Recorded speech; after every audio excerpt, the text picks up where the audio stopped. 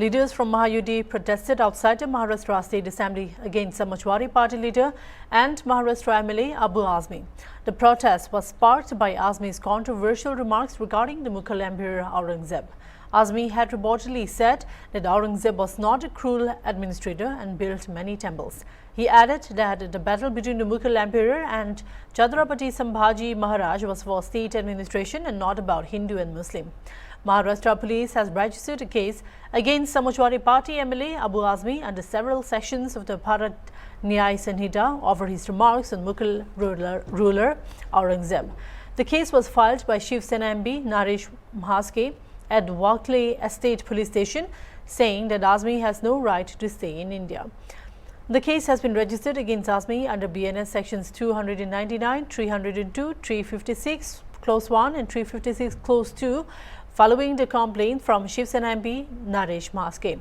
Samajwadi Party MP Awadesh Prasad said that Maharashtra's deputy CM has no knowledge of history. If he knew history, he wouldn't have given such a statement. Abu Azmi's statements are not condemnable. Samajwadi Party always talks about integrating the society and safeguarding the constitution. Maharashtra's DCM did not understand the essence of what Abu Azmi wanted to say, and that is why he is making baseless comments. Meanwhile, UBDCM KB Maurya responded and said that all leaders of Samajwadi Party are obsessed with Aurangzeb. Such statements are unacceptable. The country cannot accept the insult of Chhatrapati Shivaji Maharaj. Akhilesh Yadav should take immediate action against Abu Azmi, he said. Deputy CM जो महाराष्ट्र के हैं, उनको इतिहास की जानकारी नहीं, और अगर इतिहास की जानकारी होती तो शायद इस तरह का बयान न देते। अबू हासिम का कोई ऐसा बयान नहीं रहा है जिसकी निंदा की जाए, और समाजवादी पार्टी तो हमेशा समाज को जोड़ने का काम करती है और बाबा साहब भीमराव अंबेडकर के संविधान को बचाने का और बाबा साहब भीमराव के सम्मान की हमेशा बात करती है। उसी परिप्रेक्ष्य में हमारे साथी, हमारी पार्टी के नेता ने जो टिप्पणी की है उसको ठीक से उप मुख्यमंत्री जो है नहीं समझ पाए, इसलिए वो इस तरह का अनर्गल बेबुनियादी बात कर रहे हैं। उनको इतिहास समझना चाहिए, उनको इतिहास समझना चाहिए। औरंगजेब का क्या इतिहास रहा, उनके सिपह सालार, उनके सलाहकार, उनके आसपास के लोग कौन लोग थे, इसकी जानकारी उनको लेना चाहिए।